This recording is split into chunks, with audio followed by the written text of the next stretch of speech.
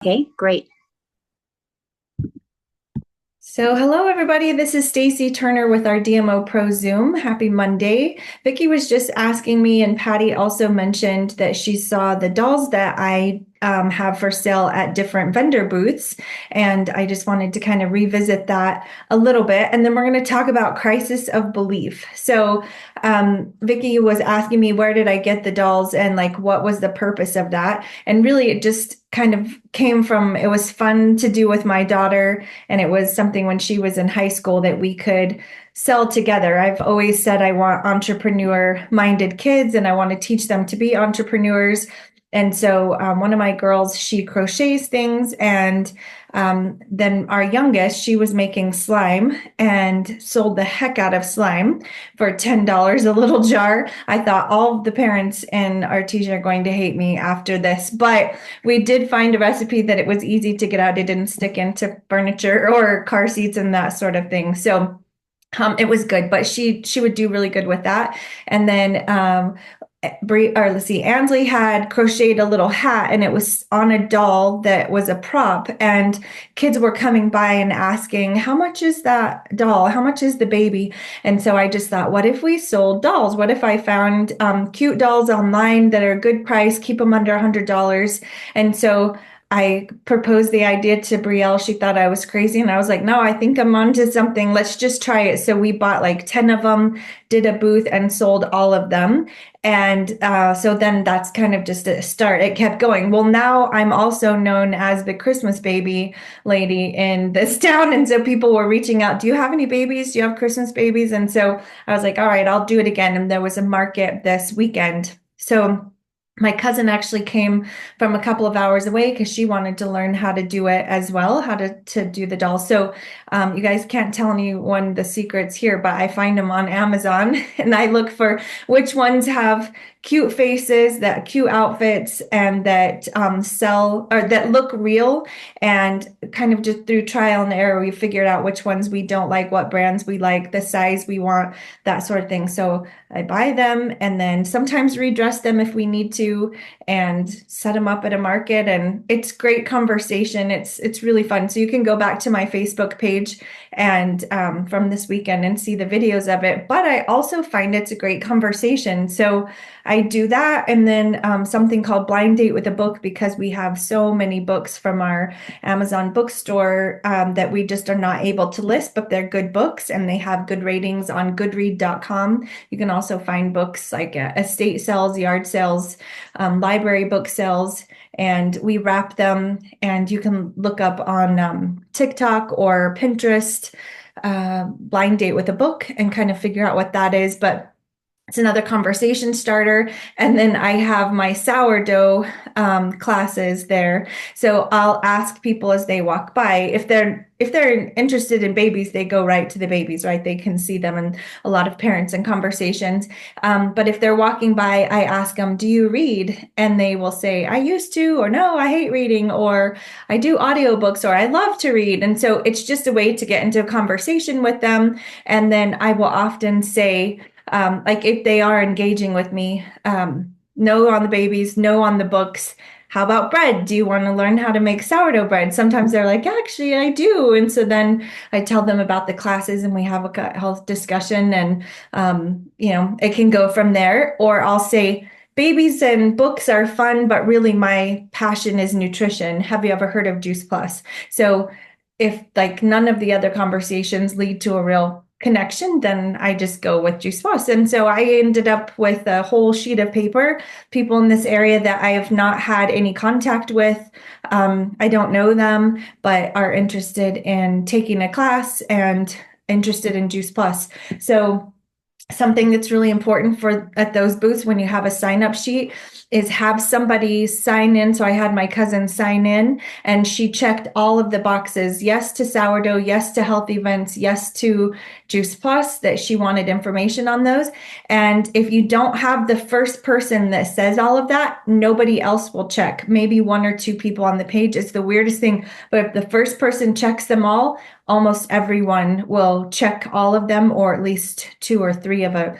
So I have, 20 new contacts just from selling dolls and having conversations with people. Plus, I see customers that come by and I talk to them, and had some people that said, "Hey, I used to take Juice Plus, but we ordered from so and so, they moved. I don't have any contact with her." And I was like, I would love to help connect you back to her, or I can help you out. And so I think I'll be able to get a couple of families. One, the little girl was like, "We have that at home, but I don't take it." So I was like, "Why not?" And so we had this whole conversation. And so I was teaching her how to swallow capsules. And so sometimes it's just kind of a belief builder for the people that come by. So that's what it is. I like doing things like that. It is a lot of work. I think, oh, it's not that big of a deal, but just getting everything set up. But it is fun, and the kids love the dolls, and it's just kind of something extra to do, right? So that's where that all came in.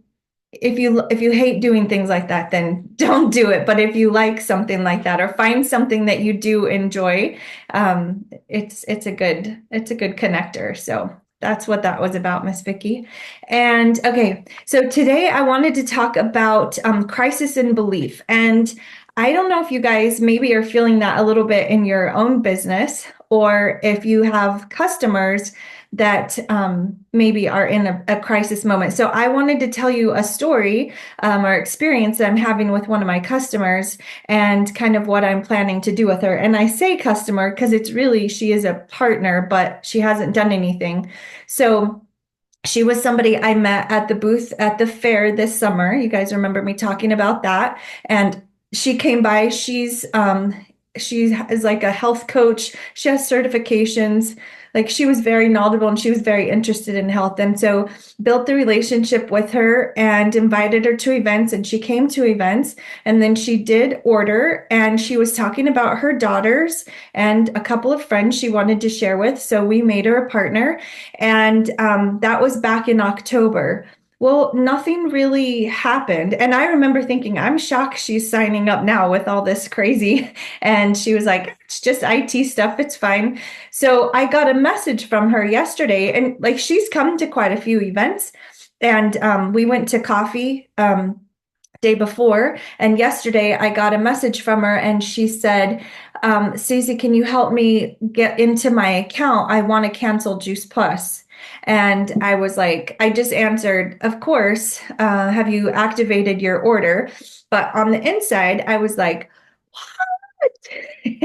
Why did you do that? So I said, "Yes, this is how you activate the order. I can help you with that. Are you not happy with Juice Plus?" And just wrote back, "Well, I just don't see, I can't tell any difference since I've been taking it."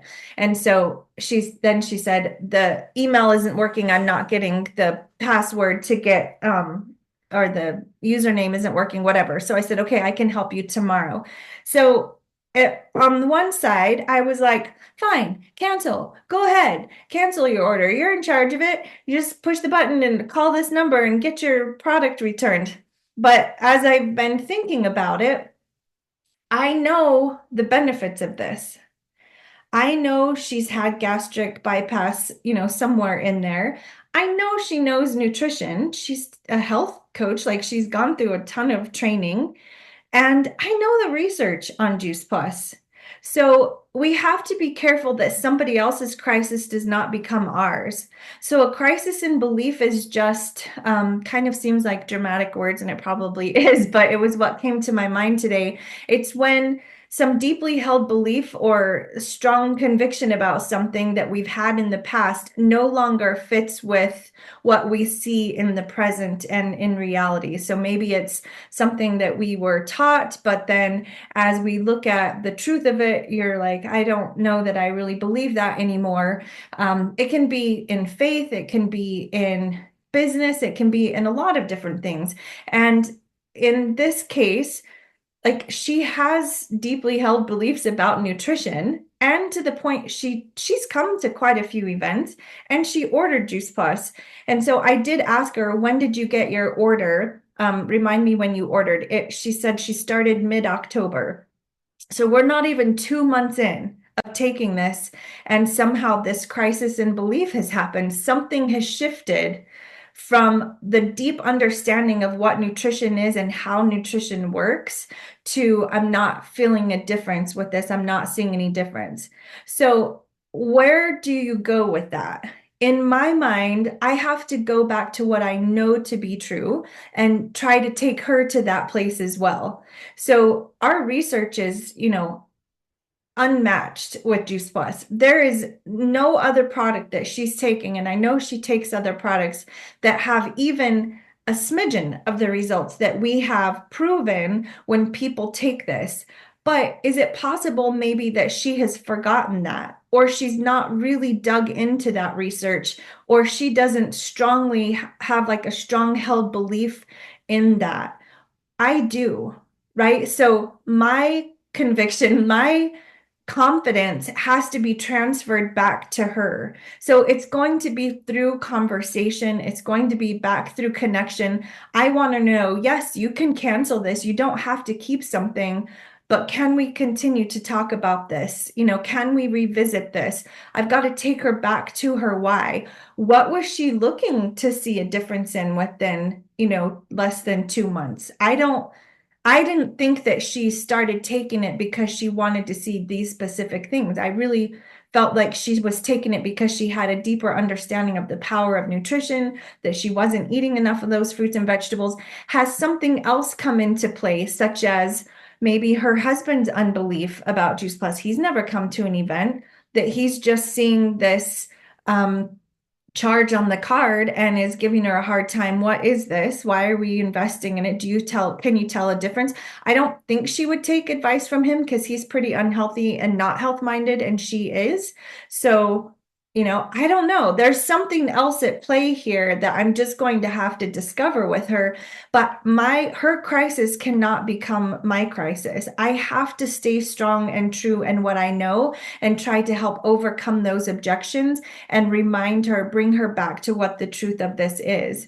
And so that's an example with a customer of how we may have to do that. Same thing with a prospect, but also as team members. She's a team member, but I recognized early on, I'm prompting her, giving her information, helping her with conversations, but she wasn't really she talked to her daughter. She said they blew her off, and she had a friend she had shared it with, and that person just really never got back with her.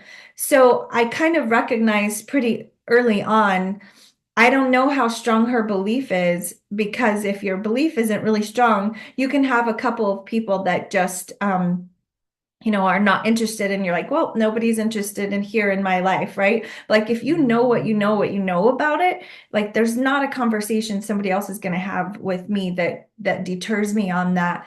But a new person doesn't have that confidence. And so I've been working with her. It's not like I've just left her alone. I've given her some verbiage and some things, but I didn't see her moving forward with going back to the conversations and like her confidence building, and like getting a stronger conviction and conversation going with her people.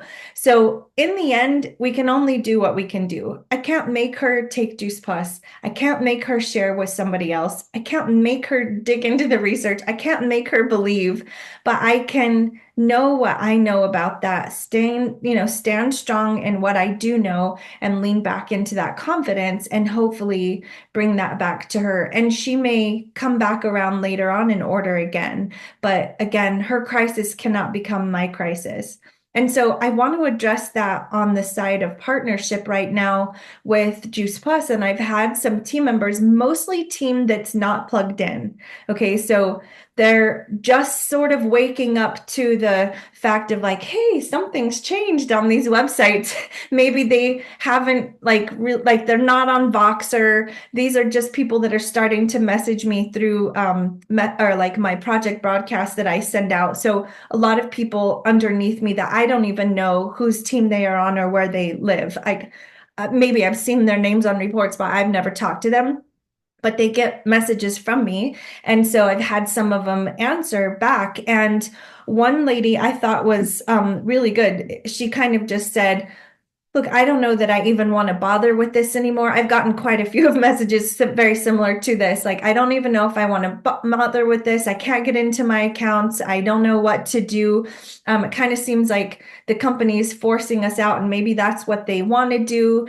And I'm just not sure I want to even continue with this. And so I thought, I have felt that way. I mean, out of frustration, I don't feel that way now because I do feel like I have a much stronger handle on it. And we're already seeing some big help coming through on the back office to where we're able to get information we just weren't able to find. Like we can get customer and team members' emails. We can see the names of our customers on that dashboard now. It's we're learning and refining the search features, and it's actually pulling up the information we need. So that's great. I've dug in, I've listened to the recordings. I've been on Wendy McGlon, her Zoom that she does on Friday mornings. I highly recommend you guys do that. It's in the Voxer chat. And I've been learning. So I don't feel as much of a crisis right now, but I did feel like I've been forsaken. This everything is not working, and why would they do it this way? And I felt kind of like left out and abandoned by this just foolery with a lot of things, and just super frustrated. And so there started to be a crisis in my belief, like the strong beliefs I held true about what I knew about the company and what I knew about the product. And I knew about my ability to lead and my team and the community that I have. Like all of those very strong convictions got to a place where it was shaking, it was wavered. And I was like, what does this look like going forward? And, paychecks are down. And do I want to continue with this? Just questions I think a lot of us have had. And that crisis in belief, if you sit there too long without someone helping you through it, it gets deep and dark. And like, boy, it's the end of things. And I think I've told you guys this, that a couple of weeks ago, I just had to come, and I know God put this in my mind. You cannot be at war with Juice Plus in your head. I mean, I was crying because I couldn't get my mom's login information to work on her, like bawling. I was sobbing beside her computer because I was the one that logged her in and set up the information.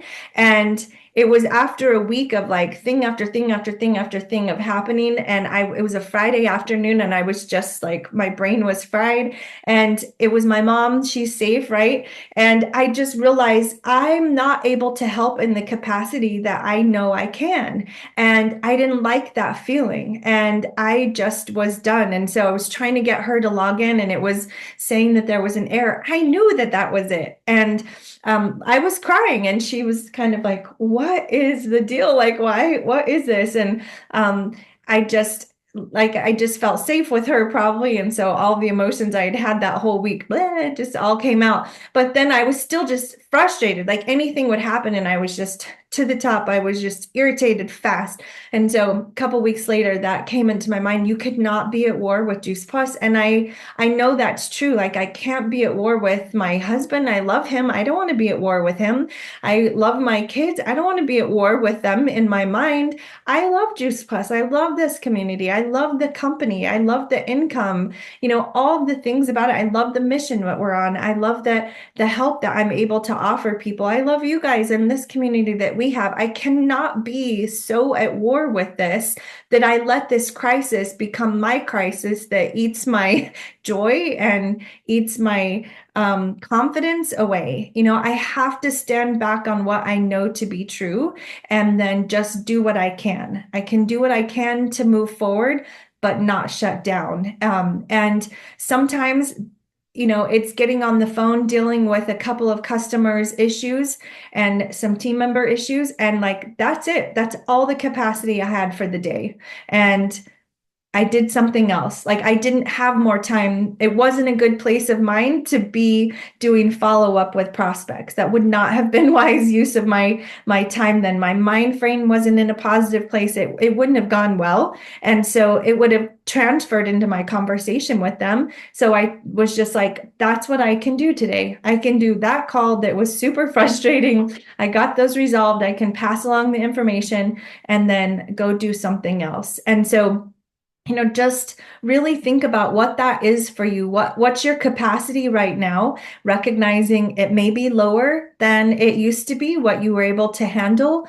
But what is that? Step into that, do that, and then move along. And so just remembering the crisis somebody else is in with their belief doesn't have to be your crisis. The crisis that the company is in with IT, it is our crisis because we have to handle it, and work within it, but it doesn't have to become a crisis in your mind, right? We don't want to be at war. I don't want to be at war with anyone. I don't want to be at war with myself. I was the computer, like sitting on the phone, like all the things. I was just not happy with it. And I don't want to live that way. And I didn't want to lose the joy that I know is there with Juice Plus. And so, I just hope that's an encouragement to you guys. Maybe you guys can share some of the things if you've had a crisis, situation with a customer that was wanting to cancel. What was some of the verbiage that you went through? And then also, like, when you have team members that are in that crisis moment, I don't know if I want to do this. Don't try to talk them out of it. I just say, oh my gosh, yes, hasn't this been so frustrating? I totally feel that with you. I get it, but let me help you. I've got some resources. Here's this link with the resources I've compiled, but I'll get on Zoom with you. Can you hop on Zoom this week? Most of them don't take me up on it. They don't really want the help, or maybe the link I give them is enough that they're able to get through, or I can just help them, get logged in. But I don't want them to feel abandoned. I want them to feel like they do have support, and that I am there as best I can to help them. And so that can really be helpful to them as well. Have you guys have had a customer situation like that? Any advice or anything you want to add to bringing them back around from not canceling? Stacy, I'll go out there. Somebody suggested that if you have their email, your customer, and they're having a hard time, getting their account going, you can go into activate account, put their email, and then they'll get something to get stuff set up. So sometimes that's a little easier, and it's legit. So they're getting set up with their information. And then the other thing I thought about is when you were talking about the crisis of belief is share somebody else's belief. I might not have a belief in how it helps my skin, if, whatever, eczema or whatever, but share somebody else's belief on that. And then always go back to their why, and it made me think, because I have not done this. I try to keep all my in my phone, I write down if they're a Juice Plus customer, but in the notes, you might put their whys down. Why did they start this? Were they, low energy and just were getting sick a lot? Maybe put that. And so you can remind them of their whys. And then the other thing with what you were saying about how frustrating this was, and it's easy to, I think we've all been at the point that you were, but I think of it as, because it's cold out and it's fire season, but if a log rolls away from the coals, it's going to go out. And so it's really important that we stay plugged in here. And like you said, it sounds like the Friday calls. But if we're not being plugged in, we are going to lose our shine and our understanding. So anyway, I just encourage everybody to stay plugged in, because we are making progress. I feel like our ship has really started to turn and things are going to change. And I think some exciting things are coming. Yes, it's so true, Patty. I love that analogy of the log. Don't roll too far from the fire because it will burn out. Your heat will go away, and that's where it gets really not very fun, and that crisis seems bigger than it even is. So, great reminders. Another one of sharing somebody's experience or story is doing a three-way conversation with your upline or somebody else that's had that same like surgery or the same issue that they've had and have seen results with that. So yeah, that's a great reminder. Anyone else want to add something? Thank you, Patty.